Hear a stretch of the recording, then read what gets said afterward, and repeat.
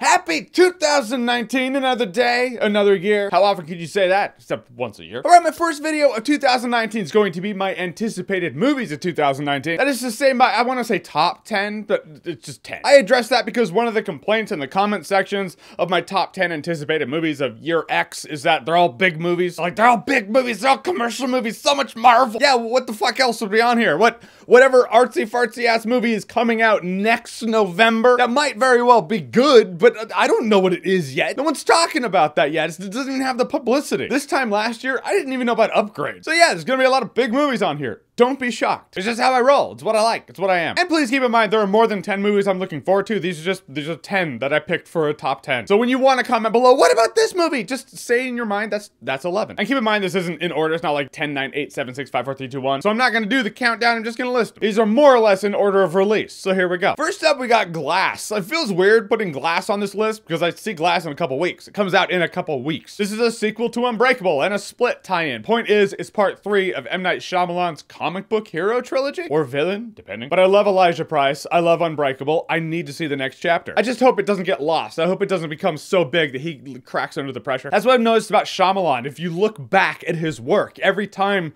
there's no pressure on him, that's when he does his best work. And when there's pressure on him, that's when he does his not so best work. And I feel like there's pressure on Glass, so we'll see. Next up, we have Captain Marvel. Captain Marvel looks awesome. The trailers have been great. I like the hero. They even changed the name of Captain Marvel to Shazam. Crazy. That copyright. So yeah, that's what I'm looking forward to. Shazam. What Captain Marvel did you think? I'm talking about the Captain Marvel that had good trailers. It's as simple as this. It's big meets Superman. How could I not? How could I not? And it had a good trailer, and DC's on a pretty good roll right now. They're on a good flight path. I enjoyed Aquaman. All I want to do is enjoy Shazam. I think Zachary Levi's perfect to play a hero who's actually a kid. I just think it could be a really cool adventure, a fun, pure time at the movie. And for those of you who are confused right now about the Captain Marvel Shazam thing, he used to be named Captain Marvel. They changed it to Shazam. It's a thing. Next up, Avengers Endgame. I know it's a scarecrow now, and that's why it's on the list. I mean, it's Endgame. Endgame is just, that's when you know it's the Endgame. Batman Endgame. Highlander Endgame. One of those two is actually really good. Like, Thanos did his thing. What's next? They obviously have a plan. It has to work. Steve Rogers even said so in the trailer. I don't want to see a lot of marketing behind this like you've sold me because it's Avengers Endgame. I really doubt anyone's going to see Avengers Infinity War and be like,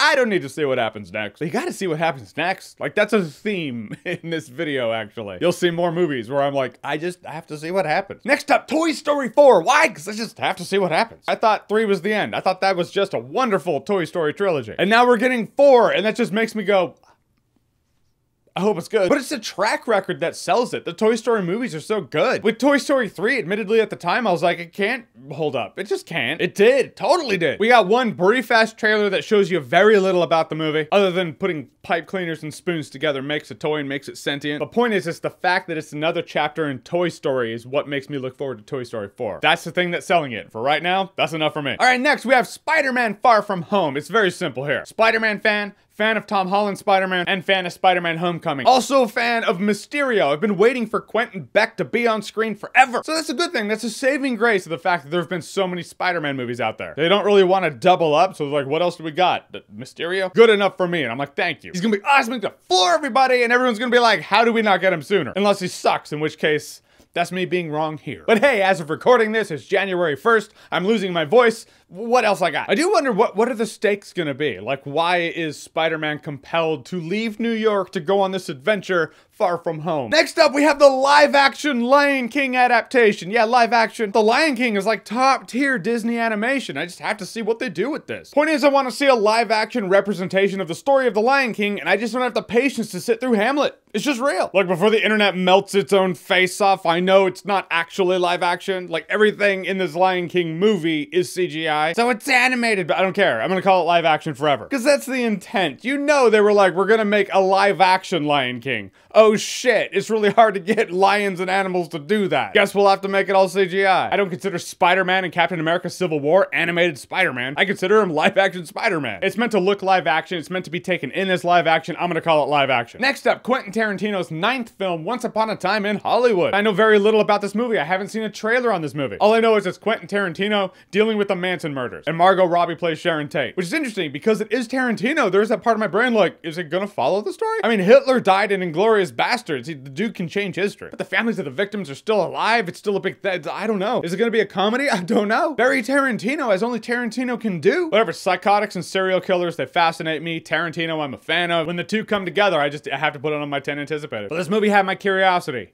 And it has my attention. Next on the list, we have It Chapter 2, because it was great. I guess we should call it It Chapter 1. 20s of the Stephen King horror stories that have been adapted to movies, it is the best. For what they were going for, they did it perfectly. It's like the Goonies with a fucked up clown that kills people. It's not really a clown, it's a boggart of some kind. And after it crushed, you know they were gonna get some good actors to be like, I'll play the adult versions of them, sure. So they have a solid cast coming. I am in already. I'm in for it. And at the end of all of it, I'd like to see a super cut, like someone cut together It Chapter 1 and It Chapter 2 and have it intertwine like the book did. And of course, come on, it's my favorite character of all time. I have to see what Joaquin Phoenix does with the Joker. Joker, it's all it's called, right? Joker. I was rewatching The Dark Knight recently and I'm like, that's what makes Heath Ledger's Joker so great. I mean, he's insane, sure, but he's in control of the room when he's there. That's what the Joker needs to be. If this is like falling down with murders and a clown, maybe he'll be on the larval stage of the Joker, a different mental phase entirely. I still say they shouldn't have ever said this was a Joker movie. They should have just had this movie about this guy going crazy, and in the end, by the way, it's Joker. And if for nothing else, wouldn't that be some shit if they established this is actually the Joker and the Jared Leto Joker's actually Jason Todd? Maybe they could allude to it without making it final, without giving validity to things people probably don't want validated. Whatever. Point is, great actor like Joaquin Phoenix in the shoes of a great character like the Joker. Gotta see it. And last on my list, okay, Star Wars Episode 9, it's on my anticipated. How could it not be? Let me paint the picture for you. J.J. Abrams comes in, it's like, all right, I'm gonna resurrect Star Wars. Fans generally were like, sweet, we're on board. Then Rian Johnson comes in, it's like, yeah, cool story, bro, burns it to the ground. And now Abrams is coming in like, all right, I guess I gotta finish off this trilogy. J.J. Abrams teed up the storylines to go places. Rian Johnson just kicked them all down like Legos. Like, I don't care. Maybe it's more curiosity than anticipation. In which case, maybe I should pull this off and give another movie. All right, Us by Jordan Peele.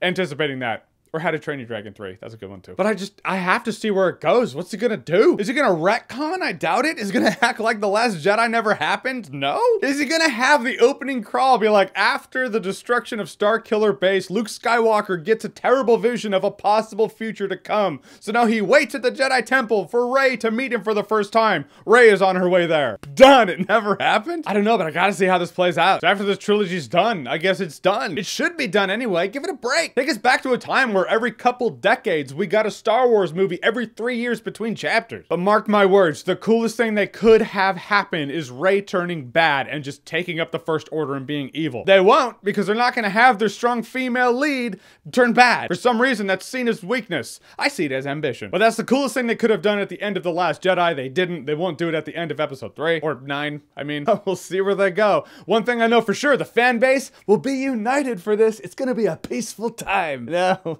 Right, so those are my 10 movies. My 10 movies I'm looking forward to in 2019. Odds are most of the movies on this list are gonna suck when they come out, and the best movies of the year are ones that aren't even on my radar. But for your anticipated movies of 2019, what are you looking forward to? Whatever they are, whatever you think, comment below, let me know. And as always, if you like what you've seen here and you want to see more, click right here to see more.